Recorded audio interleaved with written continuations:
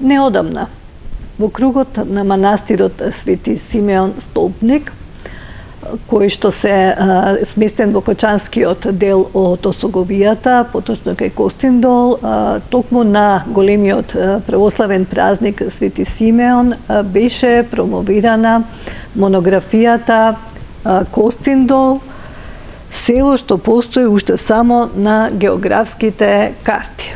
Автори на оваа монографија се двајца познати писатели и афористичари, господинот Јане Атанасов и госпоѓата Славица Цветкова. Но вечерва гостен во студиото на телевизија Сонце не е само еден од авторите, а тоа е господинот Јане Атанасов, со кого што ќе проговориме за монографијата посветена на селото Костиндол, кое што постои само на географските карти. Добро вечер, Јане, и добро ни дојдовте во телевизија Сонце. Добро вечер. После долго шетање низ улиците на селбата, стигна во вашето студио и драго ми е што сум овде по втор пат. Бев некогаш пред некои 5-6 години по еден друг повод. Благодарам на поканата и драго ми е што сум тука. Се ве поздравувам вас и гледачи од своје име и од името на коавторот Славица Цветкова, која поради оправдани причини не е вечерва тука, а требаше да биде тука. Така, Јане, еве, ве познаваме како индивидуални автори, и вас и Славица, но овој пат издадовте или заедничка монографија. Па кажете ни, открите ни како дојдовте до тоа вие двајца нели да ја создадете оваа, да ја напишете оваа монографија и како течеше процесот на создавањето на истата? Ајде ќе почнам со одговорот од вториот дел на вашето прашање, како течеше процесот на создавањето. Денеска некаде во еден разговор со едни пријатели го реков, неодамна, пред некои децении и кусур, жените плетеа везеа гоблени. Ова создавање на оваа монографија баш ми наликуваше на везеј на гоблен, бидејќи работев на неа преку 3 години. Интензивно материјал собирав уште од порано. Соработката со Славица Цветкова не ни е прва. Имаме порано издадено 2 монографии. Една е Теодосија Паунов, некогаш градоначалник на Кочани, книга за него. И книга за нашето здружение Афористичка репрезентација на Македонија, кога ја одржавме нашата 10-та манифестација поред, издадовме книга 10 години вечер на македонскиот афоризам во Кочани, значи заедно со неа. Идејата и да ја вклучам и неа во овој процес за создавањето на книгата ми дое затоа што таа е позната по монографиите, има напишано досега повеќе монографии за кочански населби, за кочански села и за едно делчевско село, кога што знам, а сега прави во процеси за создавање книга за едно комшиско село на моето село Костиндол, за селото Небојани. Така што, бидејќи повеќе има повеќе искуство во таа област со монографиите, ја вклучив и неа, инаку поединечно и таа, јас работим и на полето на литературата одамна и како што најавивте и вие, мислам дека сме доста познати на читателската јавност. Така. Што се содржи оваа книга?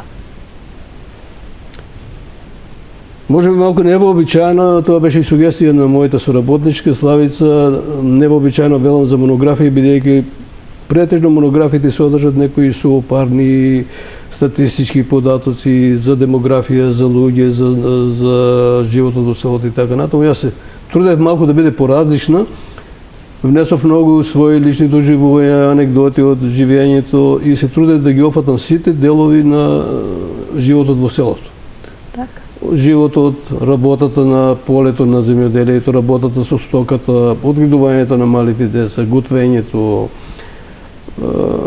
народни песни, обичаи, слави и голем дел од монографијата, 100 страни, зафаќаат семените стебла. Баш тоа е. Така. Ке дојдеме и до тој дел. Сега би ме прашала точно да ни кажете каде внездено ова село Костиндол и која е легендата приказната за името Костиндол. Селото се наоѓа на некои 20 и кусур километри северно од Кочани, малку североисточно, северно, помеѓу двете реки, Бела и Црна река. Бела река извира од Осогово некаде над Пониква погоре, а Црна река извира на делот на Македонска каменица кај селото Цера и тука некаде покрај нашето село едната тече од источната, другата од западната страна и под селото се составуваат, надолу продолжуваат како Оризарска река и влегуваат во Кочанско поле како притока на Брегалница. Значи селото е сместено помеѓу овие две реки. Истражувавме, баравме податоци, точен податок за тоа кога настанало и од каде името нема. Не успеавме да најдеме точен кој би можел да го потврдиме со докази. Има неколку приказни за тоа, поместени се во книгата, дека некој си Коста дошол со своји десетина браќа, ако не се лажам, од некој друг предел некаде се населил тука, па по него го добило името. Друга една приказна кажува дека во селото во некој долче, во некој дол биле фрлани коските од угинатите животни, па Коскин дол и така дошло до Костин дол. Интересно е што село со исто име има во Македонска каменица. Со истото име, па не се потруди да прашам како тие го добиле името, главно со исто име Костин дол има и во Македонска каменица. Така што велам во книгата е поместени се овие неколку приказни, меѓутоа не можам да тврдам дека е некој од нив точно. Местото кажав каде природен пат има асфалтен пат некои 20 на километри до Бела река, кај што започнува селото. Натаму низ селото е макадам црн пат, меѓутоа проводење со возило може да се стигне. Еве за 14 септември за Свети Симеон Столпник бевме на Горен собор кај манастирот во Кочани, имаше многу коли. Така.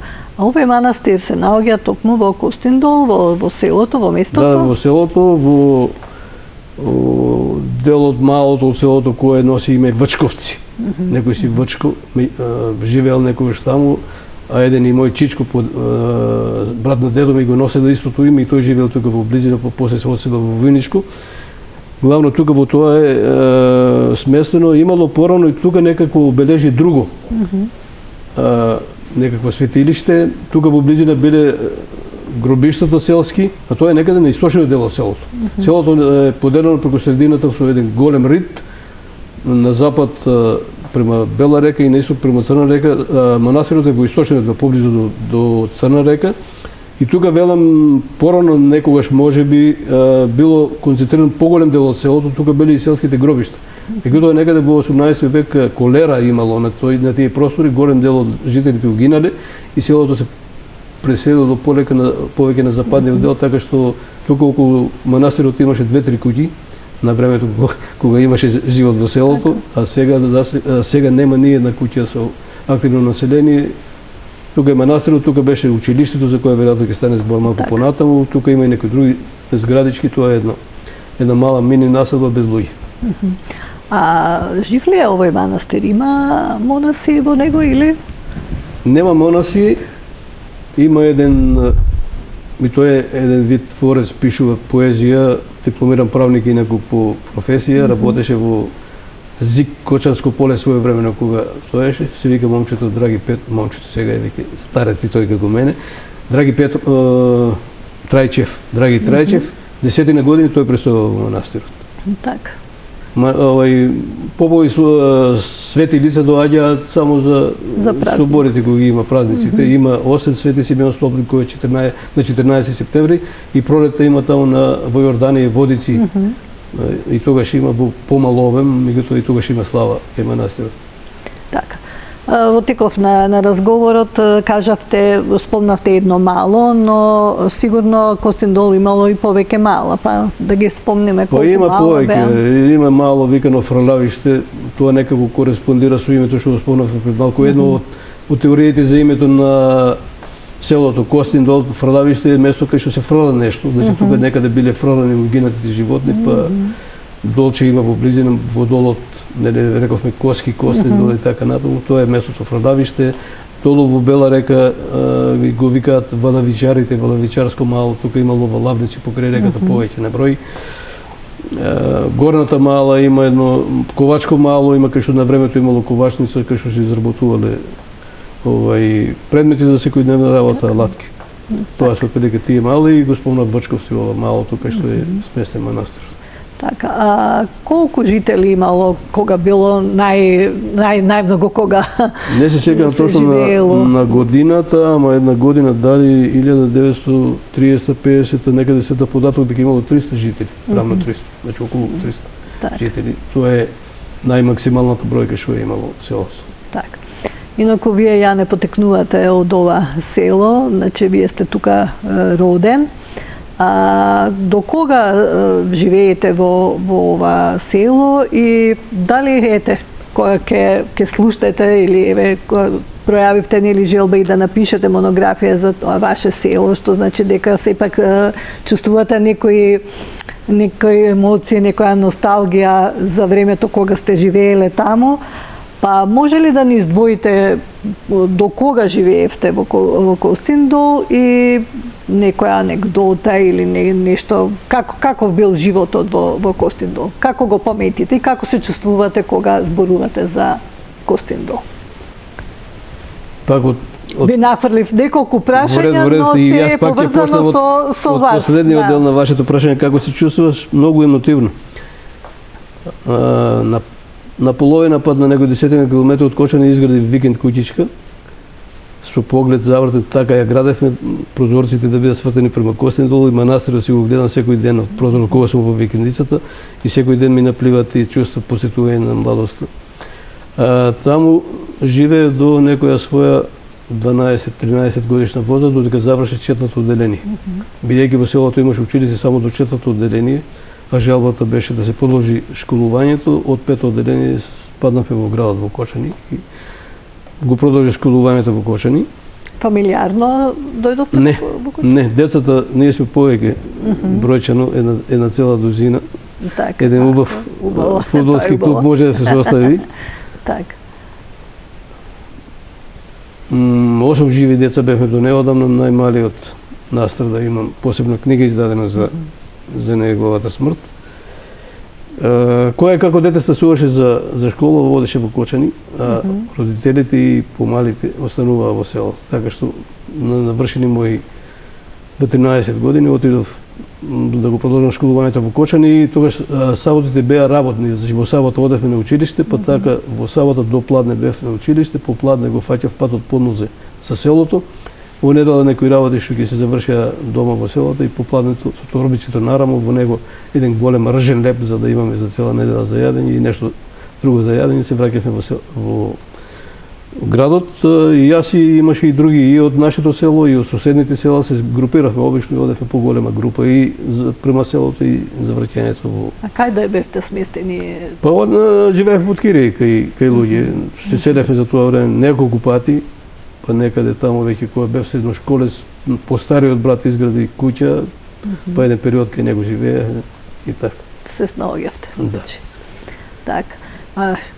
Од тој живот таму, нели, во Костиндол, дали паметите некоја анекдота или, не знам, некоја доживување? Да, ги има доживување колку сакате. Така. Поголем дел од нив се сместени тука. Реков, тоа е невообичаено за монографиите, меѓутоа јас чувствував потреба да сместам и така како некој деликатеско, ќе чита некој да не чита само со упарни подаци, него да се насмее од нешто. Еве вака, имаше еден стар човек, Ефтим Василев, како Цуцул, надимак презиме имаше Цуцул. Цуцул го вика, носеше некоја кожена шапка со цуцулеста вака, со врвче нагоре, и така го вика дедо Ефтим Цуцулов. Еден ден се враќаме од училиште некај дома, повеќе дечиња по патот, и тој некаде се вклопи со нас. Од некаде идеше и дојде со нас заедно по патот. Одевме, поминувавме покрај една куќа кај што живееше една тетка царка, си ја викавме ние. Таму сите ги викавме по старите тетка или чичко. Така. И поминуваме ние, добар ден, ја поздравивме тетка царка сите дечињата. Таа не отпоздрави и му се сврте на дедо Ефтим. Чичо Ефтиме, на нас не беше дедо, ама на неја е чичко. Вели Чичо Ефтиме, што прави Стеногена? За жена му прашува. Ој вели, не слушам, слабо слушам, вика, што прашуваш?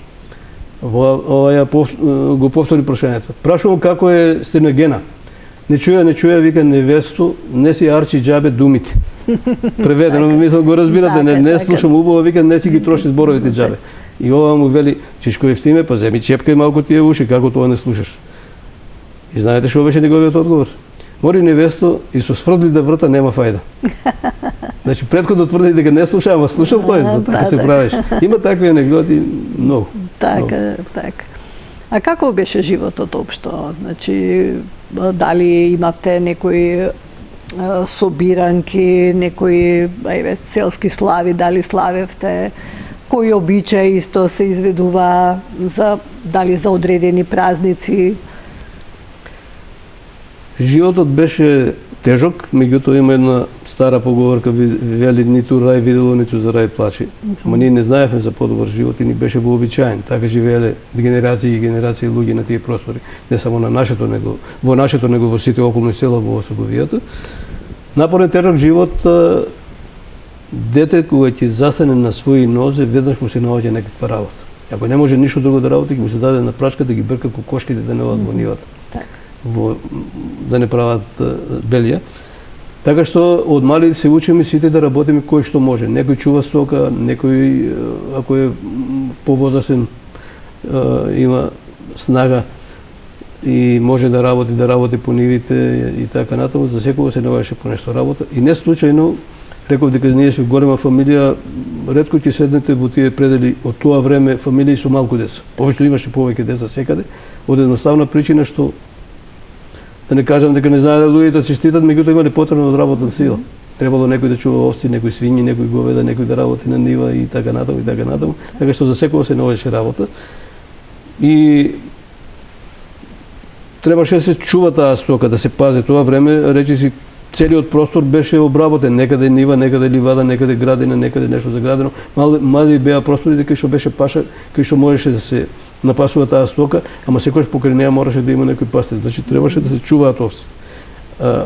Летото и есента мораше за тие овци, за таа стока да се обезбеди храна. Сено, шума и се друго што треба. За луѓето исто така требаше да се обезбеди храна, да се обезбедат дрва за зима. И сите тие работи се обемни, треба многу работа, ама навикнати викам на работа од мали нозе не ни паеше тешко. Работевме од темно до темно, инаку што реков за културно забавен живот, така да кажам.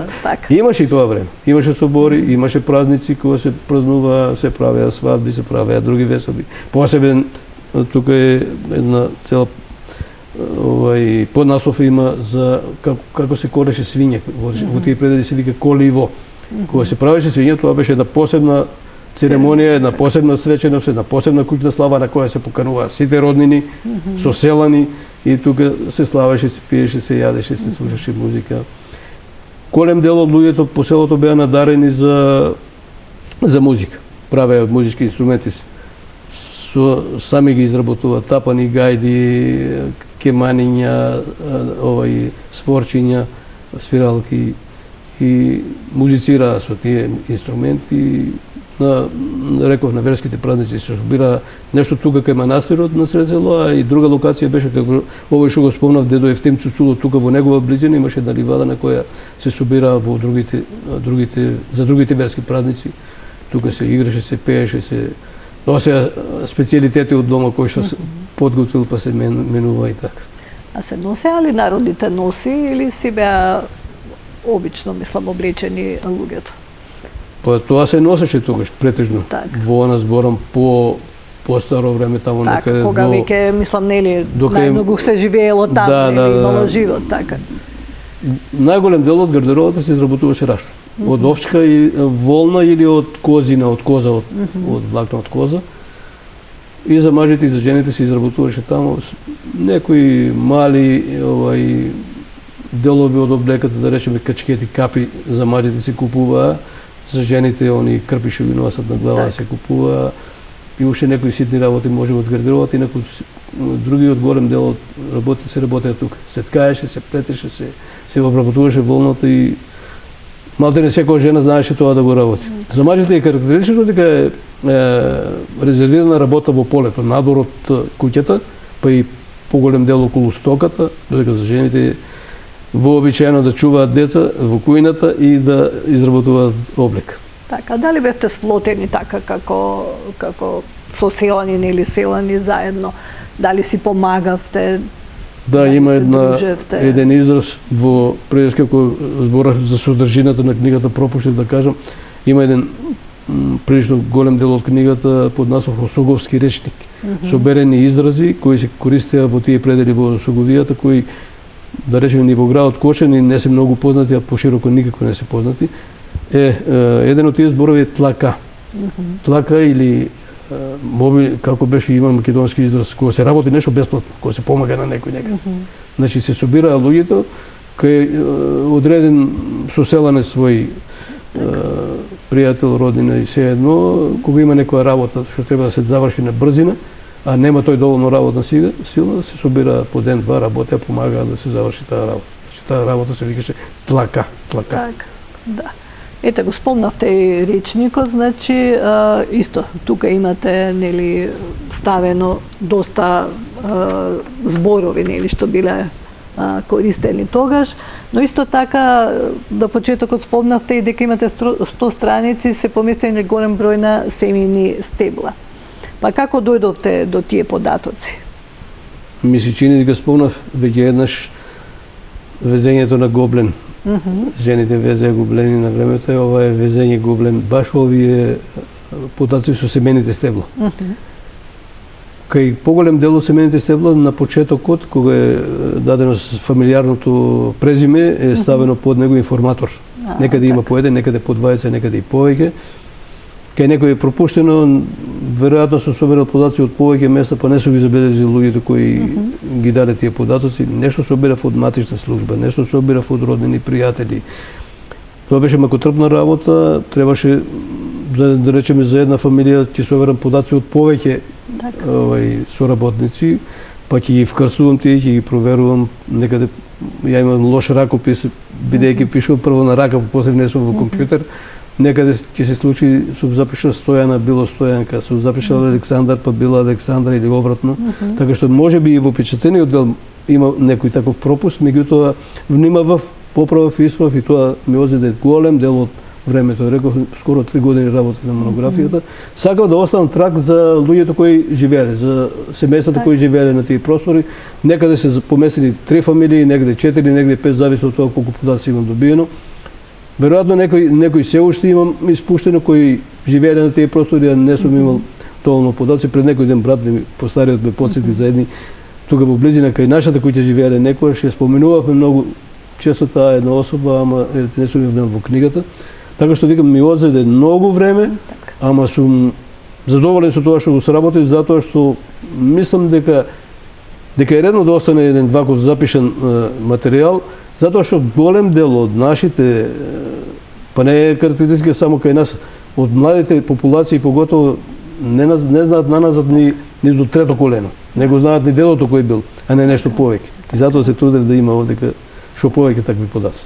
Да, рековте дека 3 години ја пишувате монографијата, но кога ја вклучивте Славица во да ви помогне на така на некој начин, која беше незината улога, така да речеме, во... Јас материјали прибирав повеќе вака.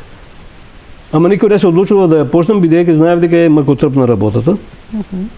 На Илинден 2022 година, овдека кај што спомнав преска, имам викенд куќичка, во близина имам манастир Свети Илија. Бевме на манастир и тргнавме да си одиме некај викенд куќичката, а спротива е селото Костендол и видовме дека во селото има пожар. Се прошири пожарот, го гледавме цела ноќ од прозорот на викендичката како гори. Утреден дека се раззори, отидовме да видиме и гореше, догоруваше нашата куќа, паѓа ѕидовите. И тогаш си реков, моите корени изгореа, нема повеќе ништо во Костендол, и тогаш јако одлучив да стартувам, да почнам да пишувам книгата и некаде наскоро ја вклучив и Славица, баш во тој аспект што велам, таа имаше искуство со истражување по архиви, со концепција како каналите како. Да, каналите ги знаеше, шемата си ја знаеше пошто има повеќе монографии направени, затоа ја вклучив и низиниот дел беше повеќе околу тоа, истражување по архивите, едни делови за борците, прави таа, борци од Кучанскиот крај кој бил, таа прави посебна книга за нив, искористен материјал. Тој дел за семејни стебла неколку прибра, така што има голем удел во книгата, меѓутоа поентата ми беше да да помогне да ме внесе во таа шема како се прават монографии. Иако реков неколку пати има во нејзина страна забелешка дека премногу се распленувам, премногу додавам работи кои не се за монографија, меѓутоа јас сметам дека треба така да остане и така остане. Така. Еве, го спомнавме, нели, манастирот, Свети Симеон, исто така спомнавте дека имало и училиште. Па кои други знаменитости има во Костиндол? За училиштето, се извинувам, сметам за потребно да кажам некој збор повеќе. Постоело уште на времето кога овие наши предели били под бугарска окупација и администрација, или не знам како да кажеме. Така. Било под бугарски учители, па биле српски учители и по 45 кога се формира Југославија, наставата се изведува на мајчин македонски јазик. Учители беа претежно ангажирани луѓе од тие краишта кои завршиле соодветно образование, па беа двајца, тројца од нашето село беа, меѓу нив беше и мојот најстар брат, една година учител таму. Училиштето се вика Јоаким Крчовски. Зградата е градена далечните некаде таму 30 години или 20 години од минатиот век кога отприлike е граден и манастирот и функционираше негде таму до 1980, ако не се лажам, 80 и некоја. Се намалија дечињата, остана уште едно-две деца и престана со работа. Беше интересно, имаше две училници, во едната се бевме прво и трето одделение, во втората второ и четврто, заедно некаде околу 40 на дечки се собира и со текот на времето, реков, како почна миграцијата, почна да се исилуваат и останува се помалку. Други знаменитости имало своевремено, спомнав пред малку, ковачка работилница во селото, кај што се изработувало алатки за се изработувале и се остреле ковеле, старите алатки, плугови, секери, мотики и шути, ја знам други работи и други алатки кои се користеле во земјоделието. Имало еден интересен податок, имам на таа горно мало што го спомнав, на редот има едно прилично така високо риче, го викаат бараката. На бараката своевремено имало бандера некоја на која врзувале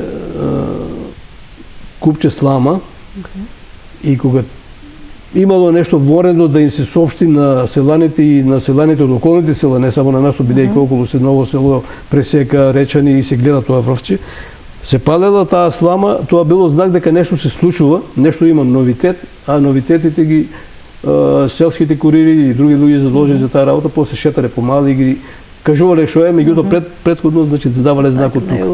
Тоа е тоа.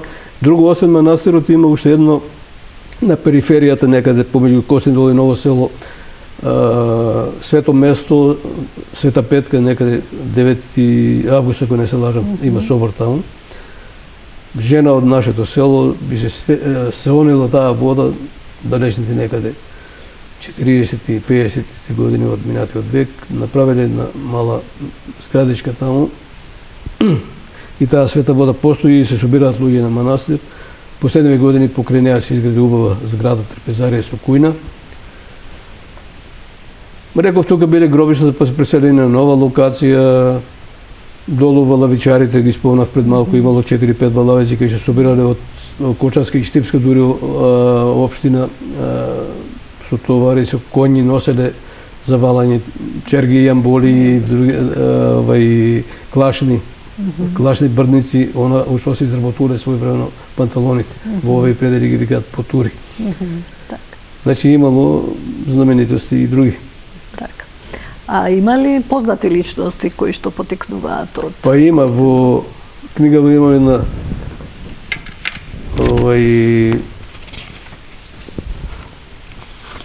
еден преглед со 20 на личности, познати во разни области. Наведено е за секој по некој податок, на која табло, јас го викам тоа матурско табло, на која табло има забелешки, зошто овој го нема, зошто оној го нема. Има доста познати луѓе кои се тука во Кочани, во Кочанско, а има и многу распрскани по светот, некои успешни бизнисмени, некои на полето на президентурата да се похвалам малку јас сум тука некој од тие, некои по некои други во некои други области од животот се познати, главно има познати успешни луѓе кои потекнуваат од ова моје село. Така. Еве, насловот, нели, пак ќе го кажам, Костин дол, село што постои уште само на географските карти.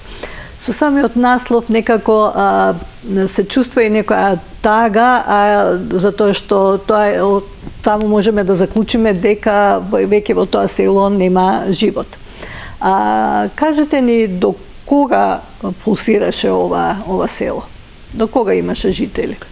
Па спомнам дека некаде до 1980 година работеше училиштето, што значи имало жители кои живееле тука, имале своји потомци, мали деца кои живееле тука. Некаде до 60-70 години од минатиот век имаше, селото живее со полна парја, така да кажам. Се обработува имотите, се чуваше стока. После почна луѓето, како што реков, да спаѓаме во градот заради да го продолжиме школувањето. Продолжувањето на школувањето значеше откако некој ќе заврши некаква школа, да си најде некаква работа во Козање. Што се веќе на работа, тешко да се враќаш за селото. Ќе се вратиш некојаш кога си на одмор или за викенд, ама постојано живење нема. Своевремено кога почнала индустриализацијата во она бивша убава наша, јас така си викам, Југославија, голем дел од луѓето и возрастни ги напуштили имотите по селата, не само од нашето, сите планински села, и слегнале во Кожани да работат во новоотворените фабрики.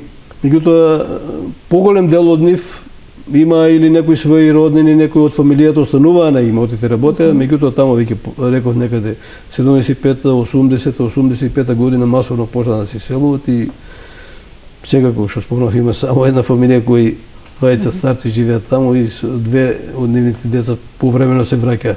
Другото се е иселен. Значи има една фамилија, живеат таму.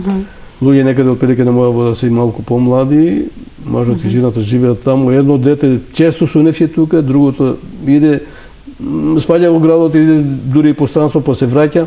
Две нивни деца се раселени по светот, еден е во Германија, еден во Австралија. Тие се уште живеат таму, чуваат некоја коза и некој куде свинчи. Така.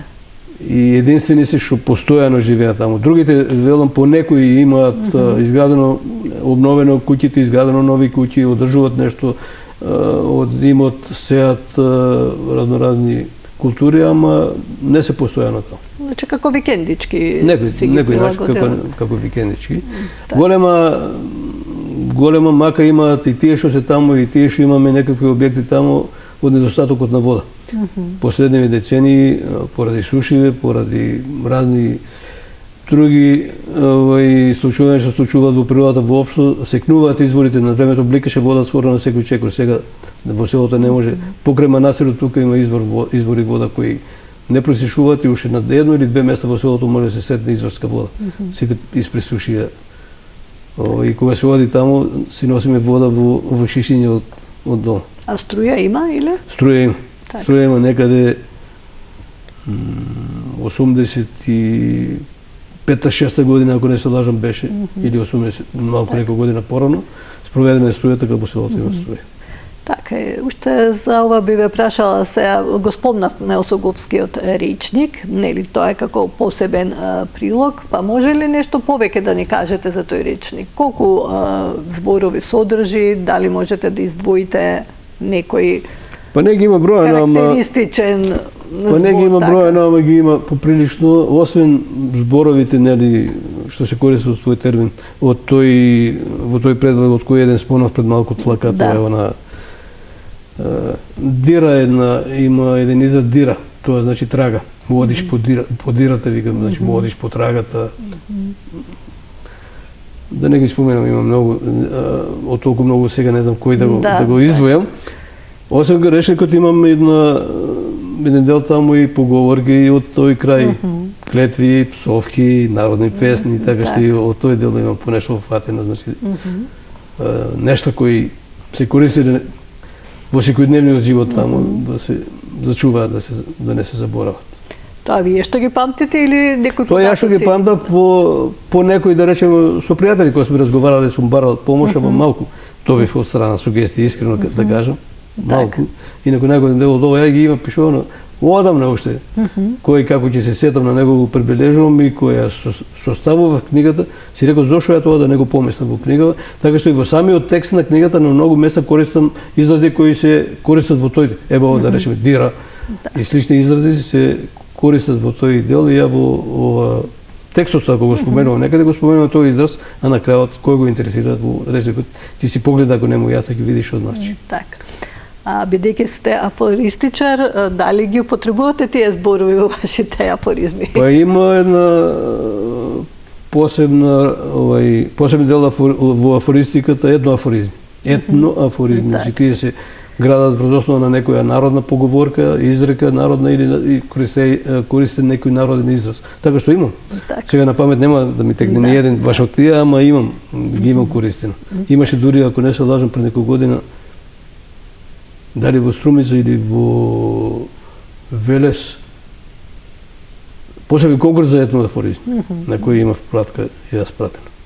Иако јас сум лаик, нели, за афоризам и за поговорки, но сепак има некоја сличност, нели, некоја поврзаност помеѓу поговорката и афоризмот. Може би не слично, туку идентичност. Така. На времето сите не биле писмени да го забележат тоа што го кажуват. Имало мудри луѓе секогаш. Така. Јас паметам по некој како овој што го спомнав, што да го потенцирам да дојде в Цуцулот. Кажувале паметни работи и се пренесувале од поколение на поколение, затоа што не биле запишувани и не се знае кој е авторот. Сега ние сме модерни, се што ќе измислиме, смислиме, ти си го подпишеме, па дури знаеме да водиме и спорови дека ако некој друг го објави истиот да кажеме дека тоа е мој афоризам, таму и таму е објавен и така натаму. Така што народните поговорки се всушност афоризми создадени некогаш на кои не им се знае авторот.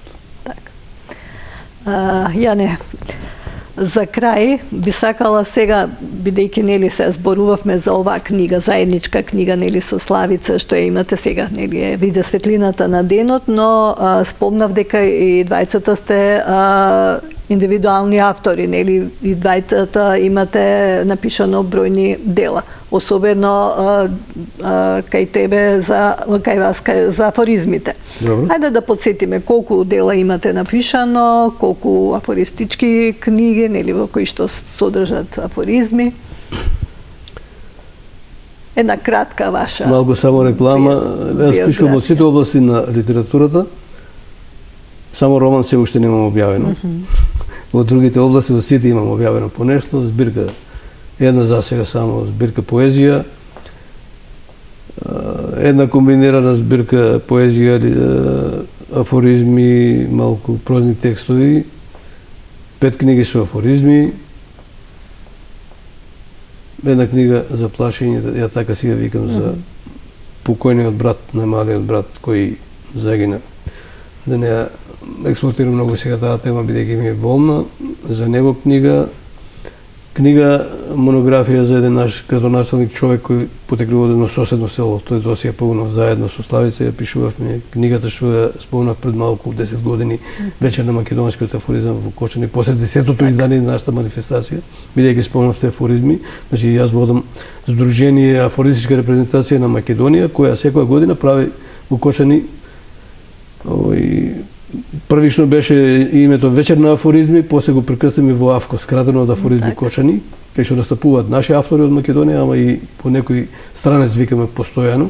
Годинава, за жал, поради трагедијата што беше во видеотеката Пулс, немавме можност да одржиме во Кочани, ја одржавме во Свети Николе. Оваа година беше 13-та поред. Од секоја од тие манифестации издаваме билтен. Со содржина, она што е се прочитано на таа манифестација, од сите автори, биографски податоци. Инаку, освен овие 10 на мои книги, авторски што исполнав, некаде ги имам, ако не и тука во биографијата, поместено точно сите по име и презиме, некаде околу 40 до 50 други книги издадени во нашава земја, во широкиот балкански простор, кај што сум дел. Повеќе автори се дел. Застапен сум во неколку антологии, да се пофалам, Пролетва некаде во мај ми стигна убава вест за стапен сум во антологија руска, која е издадена во Русија. Овие балканските простори ми има на многу места. Така што освен, имам 4-5 книги спремни за печатање, ама тешко се собираат пари да се отпечатат, така што имам уште волја да работам, имам материјали за објавување на Facebook, бидејќи сега е тоа актуелно, на Facebook ова Дружение што го кажав, афористичка репрезентација на Македонија има своја страница и таму секоја вечер објавуваат афористичари од нашава, од соседниви земји. На мојот Facebook профил последните 13-14 години секој Божји ден објавувам најмалку по еден афоризам. Секој ден 13 на години. 13 на години по 365 дена видите колку тоа се афоризми објави. Так. А тие 4 што не се објавени, за какви книги станува збор? Дали се тоа исто за афоризми? 2 се со афоризми. Веќе спремни со рецензии и со се спремно само да влезе во печатница. 2 се со афоризми, една е со хуморески, а една е еден, како да кажам, недефиниран жар, малку хуморески, малку филозофија, кратки прозни работи. Може да ги кажем дека се раскази, хуморески, размислувања и така. Така. Спомнате само роман не сте напишале. Дали роман почнати, ама не е довршен. Некако. Така, многу ми е, јас сум по професија, како да кажам, немирен дух. Не може ја да седнам. Романот тражи пишување, концентрирање, следење на тоа, да не кажам со часови, туку и со дено и можеби со години. Јас немам толку трпение, ќе седнам, ќе напишам 2 страници, ќе стои и планот е некаде да има 300 страници, ја досега имам 40-50 напишено. Да се надевам дека ќе поживеам, па ќе го довршам. Така, која ви беше инспирацијата за романот? Па за каква приказна станува? Малку комбинација од секојдневието на обичниот човек со додатоци малку запрашки за нешто и нереално, да речеме, нешто фантазија малку, така да биде поинтересно за читање. Така. Сега моментално на што сте концентрирани, дали пишувате нешто лично ваше, мислам, дали, рековте, нели, романот ќе си чека време, но дали сега подготвувате некоја друга книга или пак нешто подготвувате заедно пак со Славица, дали планирате нешто да напишете? Работам на повеќе проекти, така да ги кажам, истовремено. Сакам да направам уште една збирка со песни. Реков до сега само една има издадена песна, имам малте не борам за уште 3-4 збирки, да селектирам, да направам уште една, да објавам. Од афоризмите покрај овие 2 што чекат на објавување, последниви години тоа што го работам, сакам да го соберам пак во една книга и трета да подготвам за печатање. Хуморески имам доста соберано и на таа област работам. Не завршена книгата, ама ја почнав да селектирам што е за во книга. И сега имам добри пријатели од соседно село, Ново село се вика, кога го има на многу места низ Македонија. Кога почнав со ова, почнаа да ме напаѓаат секојдневно, ајде заврши за Костиндол, па да почнеме за нашето село. И сега веќе нема бегање, се нафати, ќе морам и тоа да го сработам. Така што сега уште актуелно е од оваа наша манифестација што ја спомна што ја правиме. Правиме, не реков, билтен секоја година. Овие есенски месеци ги користиме за тоа до нова година да го спремиме тој билтен од годинешната манифестација. Тука помага и Славица, така што има работа доста. Така. Јане, ви благодарам што бевте гости на Исконски думи во телевизија Сонце, емисија во која што нели говоревме за убавиот пишан македонски збор, но говоревме и за нели за селото Константинол, кое што за жал веќе не постои, односно постои само на географските карти, но сепак вие постојат луѓе како вас кои што направивте книга, монографија со која што ќе помогнете Костиндол да не падне во заборав. Ви посакувам и понатаму да творите, да пишувате, да издадете многу книги со ваш потпис. Благодарам на убавите желби, а за книгата само уште еднаш би рекол, чувствува потреба да оставам трак за селото кое можеби нашите следни двете генерации веќе ќе заборават дека постоело. На географските карти веројатно уште долго време ќе стои, ама ќе стои само како простор. Така. Ама на тој простор некош пулсирало живот, се раѓале луѓе, живееле генерации и сакав сето тоа, сегментот сето тоа е тешко да се собере. Сегментот сето тоа, тој живот да остане како запишано за некој што можеби ги пројави некој интерес било кога да прочита. Так, да прочита од каде му потекнуваат корените секако. Благодарам уште еднаш. Благодарам и јас. Чест ми беше. Почитувани гледачи, ви посакувам пријатна вечер со програмата на телевизија Сонце.